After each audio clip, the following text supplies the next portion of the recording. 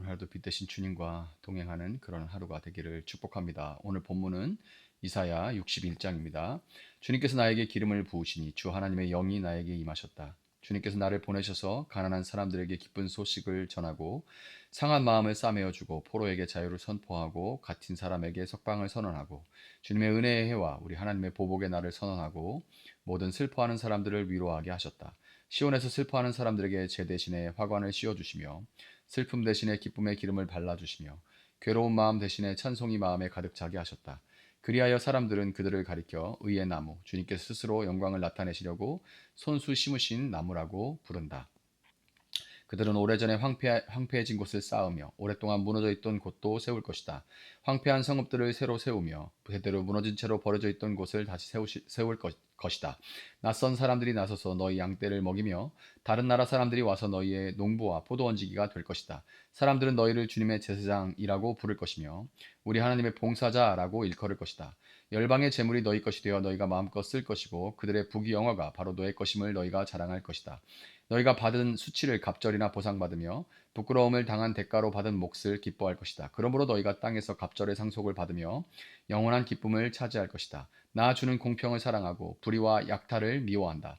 나는 그들의 수고를 성실히 보상하여 주고 그들과 영원한 언약을 세우겠다. 그들의 자손이 열방에 알려지며 그들의 자손이 만민 가운데 알려질 것이다. 그들을 보는 사람마다 그들이 나 주의 복을 받은 자손임을 인정할 것이다.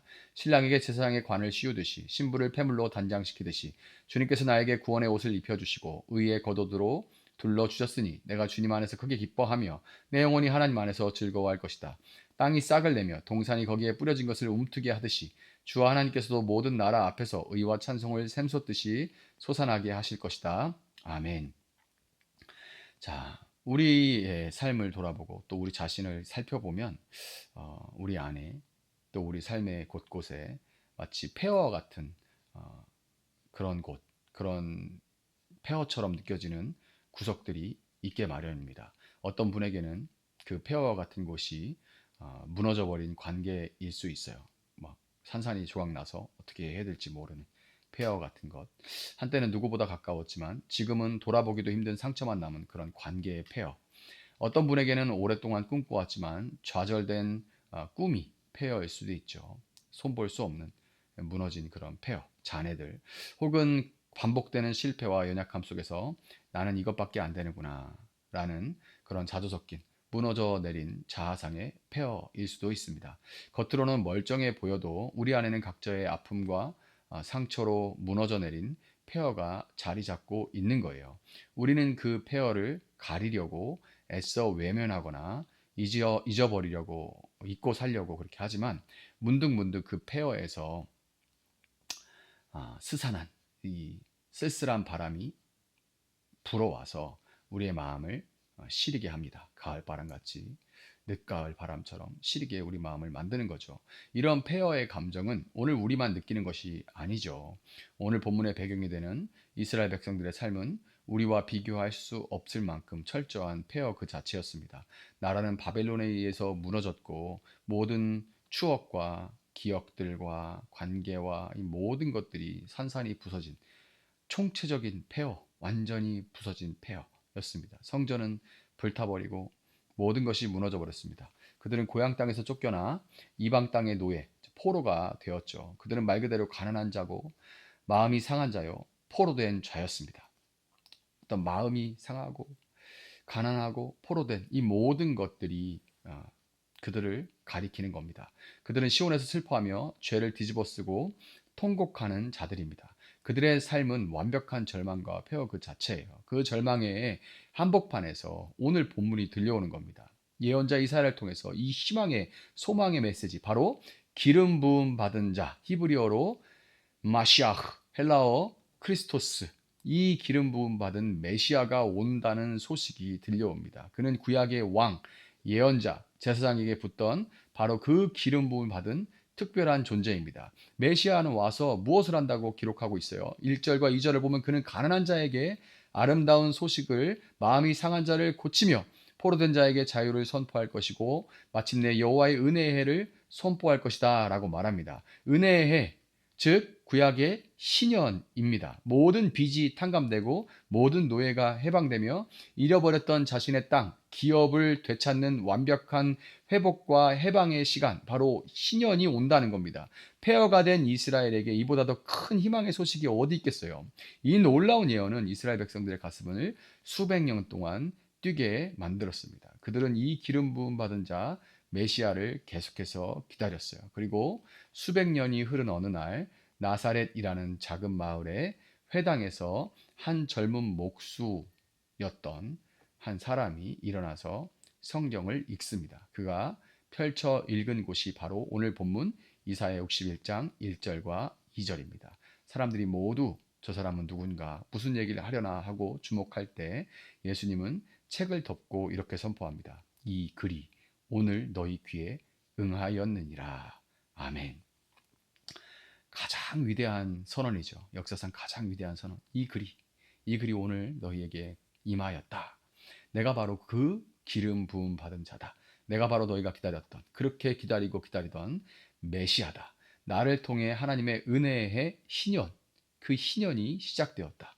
예수 그리스도께서 이 땅에 오심으로 이사야가 선포했던 그 위대한 해방과 회복이 시작된 것입니다. 그분은 가난한 자들의 친구가 되어주셨고 상한 마음을 어루만져 주셨으며 죄와 죽음에 포로되었던 우리에게 영원한 자유를 선포해 주셨습니다. 십자가에서 자신의 몸을 찢으시고 부활하심으로 죄의 빚을 갚으시고 우리에게 영원한 기업, 하나님의 나라를 회복시켜 주셨습니다. 그런데 이사야 61장의 메시지는 예수님이 성취하신 이 복음, 단순히 우리가 구원받았다 여기서 그치는 것이 아니라 해방되었다 그치지 않았다고, 이 복음은 그 정도가 아니라고 지금 이사야 61장은 이야기합니다. 본문 3절 4절은 이 복음의 놀라운 결과를 보여줘요.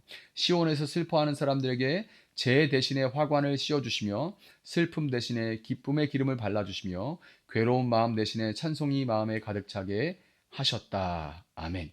주님은 그냥 우리를 그 구원을 하시는 것에 그치는 것이 아니라 우리의 폐허를 그냥 덮어두지 않으신다는 놀라운 소식까지도 선포하시는 겁니다. 주님은 우리의 죄를 가져가시고 대신에 화관, 즉 왕관을 우리에게 씌워주십니다. 우리의 슬픔을 기쁨으로, 근심을 찬송으로 바꿔주신대요. 이것이 복음의 능력이죠. 우리의 과거의 아픔과 상처, 그 폐허가 변하여 주님의 영광을 드러내는 재료가 된다고 합니다. 왜 그렇게 하세요?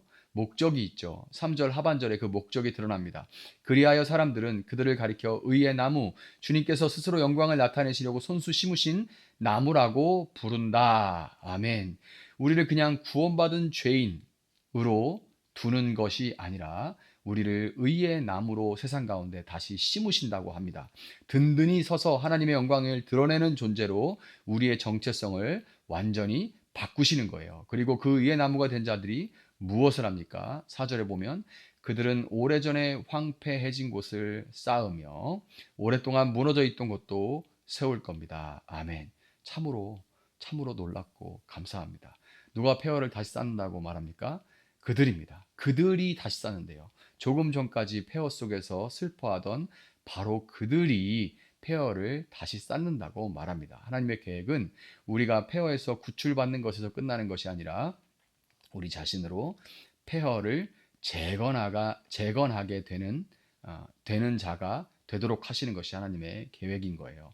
여러분, 예수 그리스도께서 우리에게 기름을 부으신 이유는 우리를 구원하실 뿐만 아니라 우리를 또한 이 세상의 폐허 속으로 보내시기 위함입니다. 6절은 우리의 최종적인 정체성을 선포합니다. 사람들은 너희를 주님의 제사장이라고 부를 것이며 우리 하나님의 봉사자라고 일컬을 것이다. 아멘.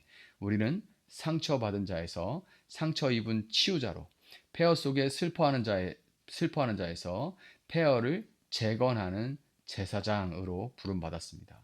여러분의 삶에 어떤 폐허가 있습니까? 그 아픔과 상처를 먼저 주님 앞에 가지고 나오시기를 바랍니다. 그리고 주님이 그것을 죄로 받으시고 영광의 화관으로 바꾸시는 그 은혜를 누리시기를 바랍니다. 그리고 주님은 그 화관을 쓴, 주님께서 씌워주신 그 화관을 쓴 여러분을 통해 또 다른 무너진 곳을 재건하는 놀라운 일을 시작하게 된다는 것, 그것을 여러분 믿으시길 바랍니다.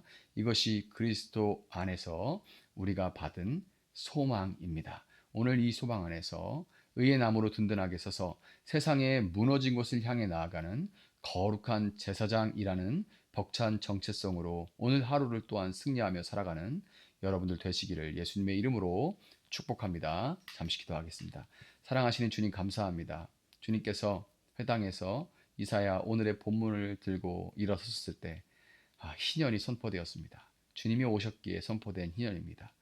주님 안에서 우리의 모든 죄는 화관으로 바뀌게 되고 우리의 모든 슬픔은 기쁨으로 바뀌게 되고 주님께서 우리를 정말 이제는 폐허 속에서 뒹구는 자들을 폐허를 다시 재건하는 사람들로 세워주셨음을 믿습니다.